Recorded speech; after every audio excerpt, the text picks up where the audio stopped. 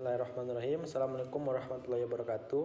Saya Bendi Farnata dengan NIM 3219213. Di sini saya akan mempresentasikan di bagian pertama, yaitu konsep teori produksi. Adapun konsep teori produksi, yang pertama, pengertian teori produksi. Secara umum, produksi mendefinisikan sebagai kegiatan manusia untuk menghasilkan barang dan jasa yang dimanfaatkan oleh konsumen. Yang dimaksud dengan memproduksi adalah suatu usaha atau kegiatan untuk menambah kegunaan suatu barang. Kegunaan suatu barang akan bertambah bila memberikan manfaat baru atau lebih dari bentuk semula. Teori produksi yang paling banyak dikenal adalah hukum tambahan hasil yang semakin berkurang atau law of diminishing return. Fungsi produksi menetapkan bahwa suatu perusahaan tidak bisa mencapai suatu output yang lebih tinggi tanpa menggunakan input yang lebih banyak, dan suatu perusahaan tidak bisa menggunakan lebih sedikit input tanpa mengurangi tingkat outputnya. Yang kedua yaitu faktor-faktor produksi. Dalam suatu proses produksi dibutuhkan input yang berupa faktor-faktor produksi, yaitu alat atau sarana agar kegiatan berjalan dengan lancar. Adapun yang pertama yaitu modal, kedua tenaga kerja, ketiga kemampuan atau keterampilan atau bahasa lainnya seperti skill, dan yang terakhir yaitu tanah. Itulah yang dapat saya presentasikan. Sekian, terima kasih. Wassalamualaikum warahmatullahi wabarakatuh. Baiklah, saya Mulyani Nur Ahmar, NIM 3219226, akan melanjutkan poin yang B, yaitunya teori perilaku produsen Islam. Teori perilaku produsen Islam ialah menciptakan suatu produk atau jasa. Seorang produsen tidak hanya memperhatikan kebutuhan manusia saja, tetapi juga harus memperhatikan halal dan haram suatu produk agar tidak merusak moral dari konsumen.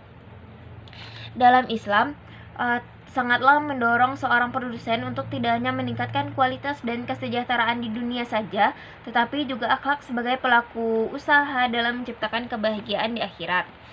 Teori perilaku produsen dalam perspektif Islam merupakan ilmu yang mempelajari perilaku ekonomi manusia, di mana perilakunya diatur berdasarkan agama Islam. Memproduksi suatu barang harus mempunyai hubungan dengan kebutuhan manusia. Berarti barang itu harus diproduksi untuk memenuhi kebutuhan manusia, bukan untuk memproduksi barang mewah secara berlebihan yang tidak sesuai dengan kebutuhan manusia, karena tenaga kerja yang dikeluarkan untuk memproduksi barang tersebut dianggap tidak produktif. Baiklah, saya Fajar Israk dengan NIM 3219223 akan melanjutkan presentasi, yaitu pada bagian B, teori jangka panjang. Dalam jangka panjang, perusahaan dapat menambah semua faktor produksi atau input yang akan digunakan. Oleh karena itu, biaya produksi tidak perlu lagi dibedakan dengan biaya tetap dan biaya berubah. Yang ketiga yaitu faktor-faktor biaya produksi. Segala sesuatu yang dibutuhkan untuk produksi barang dan jasa. Faktor-faktornya ada beberapa, yaitu yang pertama sumber daya alam, sumber daya manusia atau tenaga kerja, sumber daya modal, dan pengusaha dan sumber daya pengusaha. Baiklah, sekian presentasi dari saya. Assalamualaikum warahmatullahi wabarakatuh. Baiklah, saya Wilda Irsyad 6321935 akan menjelaskan poin ketiga, yaitu teori biaya produksi. Dalam jangka panjang perusahaan dapat menambah semua faktor produksi dan input yang akan digunakan. Oleh karena itu, biaya produksi tidak perlu dibedakan antara biaya produksi tetap dan berubah.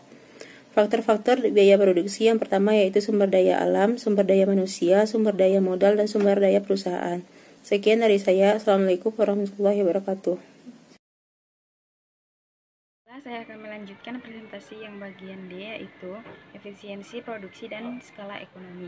Yang pertama, efisiensi produksi adalah suatu keberhasilan atau suatu ukuran keberhasilan dinilai dari besarnya biaya yang digunakan dan hasil yang maksimal.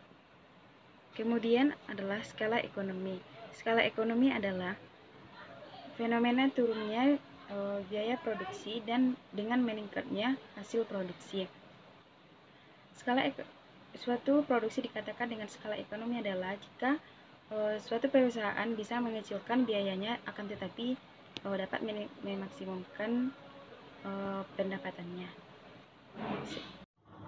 Assalamualaikum warahmatullahi wabarakatuh. Baiklah, saya Lucia Rizka, NIM 3219206 akan melanjutkan materi selanjutnya pada poin E, yaitu mengenai perbandingan konsep produksi Islami dan dan konvensional. Yang pertama, konsep produksi Islami. Konsep produksi dalam Al-Quran memiliki arti sebagai bentuk usaha keras dalam pengembangan faktor-faktor sumber produksi yang diperoleh. Allah berfirman dalam Quran Surah Al-Maidah ayat 87 yang artinya, hai orang-orang yang beriman, janganlah kamu melampaui batas, sesungguhnya Allah tidak menyukai orang-orang yang melampaui batas. Arahan mengenai prinsip-prinsip produksi yang diberikan Al-Quran dan hadis sebagai berikut. Yang pertama adalah tugas manusia di muka bumi adalah sebagai khalifah Allah dan memakmurkan bumi dengan ilmu dan amalnya. Selanjutnya, Islam selalu mendorong kemajuan di bidang produksi. Tujuan produksi menurut Islam adalah mewujudkan kemaslahatan yang maksimal dengan sumber daya yang tersedia, baik kemaslahatan itu berupa manfaat yang diterima langsung atau tidak langsung oleh konsumen. Manfaat langsung bagi produsen yaitu mendapatkan laba dan maslahat, sedangkan manfaat tidak langsung bagi produsen yaitu produsen hanya mendapatkan maslahat, yakni mendapatkan manfaat dan berkah. Seperti produsen hanya memproduksinya dengan kemungkinan tidak mendapatkan laba, tetapi telah memanfaatkan sumber daya yang telah dititipkan oleh Allah Subhanahu wa taala.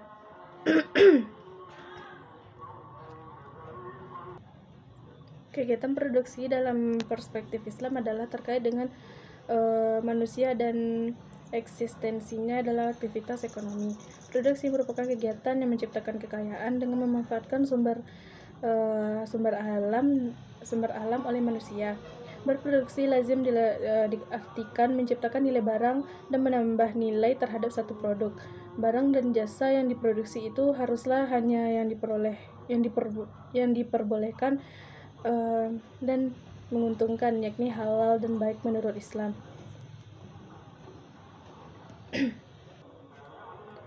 Prinsip produksi dalam Islam berarti menciptakan sesuatu yang halal yang merupakan akumulasi dari semua proses produksi. Prinsip produksi dalam Islam bertujuan untuk kemaslahatan dan kebahagiaan dunia dan di akhirat, sehingga kegiatan produksi harus dilandaskan nilai-nilai Islam dan sesuai dengan maqasid al-syariah. Produksi yang diharamkan dalam ekonomi Islam yaitu yang pertama, investasi harta dengan membahayakan masyarakat.